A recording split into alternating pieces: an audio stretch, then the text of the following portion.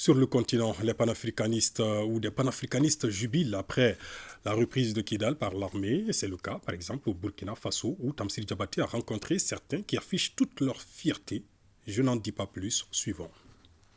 Nous, peuple africain, on a besoin un tant soit peu d'être respectés aux yeux du monde. Aujourd'hui, le Mali se fait respecter aujourd'hui sur le plan mondial.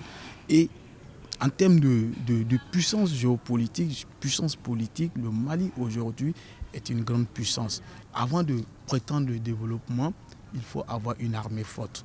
Donc pour moi, lorsqu'on arrive à sécuriser un territoire, lorsqu'on arrive à sécuriser un pays, en ce moment, on a les mains libres pour pouvoir tracer les signaux même du développement tout en se basant naturellement sur ce qu'on a comme valeur, ce qu'on a comme principe, ce qu'on a comme norme. Avec cette victoire, aujourd'hui, on peut arriver ici à propulser les développements. Il faut que les dirigeants maliens puissent aujourd'hui abonder ici vers l'État-nation. L'impact, il est déjà visible.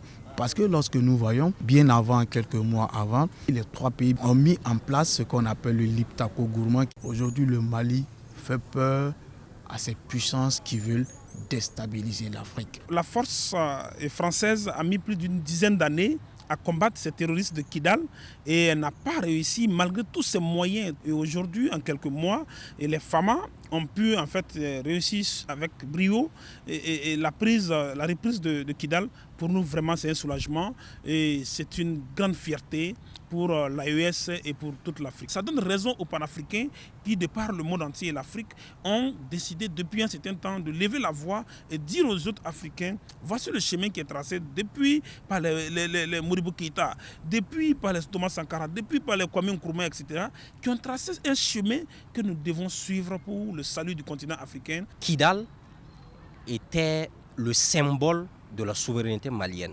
Et aujourd'hui, nous remercions le leadership d'abord de son Excellence le colonel Assimi Goïta avec tous les FAMA maliens pour la reprise de Kidal. Parce que Kidal était un enjeu géopolitique et géostratégique. Cette crise de rébellion au nord Mali n'est rien d'autre qu'une guerre injuste et imposée par ces impérialistes-là pour le contrôle des ressources minières de la zone des trois frontières et de Kidal. Donc aujourd'hui, lorsque Kidal est libéré, nécessairement, cela nécessite un impact. L'impact, c'est quoi? C'est que dans les jours à venir, de façon géopolitique et de façon stratégique, il faut que le gouvernement malien, il faut que les FAMA s'attendent à une intensification des attaques. Kidal était un symbole pour les panafricanistes. Parce que le Mali aujourd'hui est un symbole pour le panafricanisme. Et aujourd'hui, nos espoirs se reposent toujours sur le colonel son Excellence Assimi Goïta et Choguel Kokala Maïga pour leur dire que la libération de Kidal n'est que la partie visible de l'iceberg. Il reste toujours la consolidation. Et nous, les panafricains, nous allons toujours soutenir le gouvernement malien. Et action de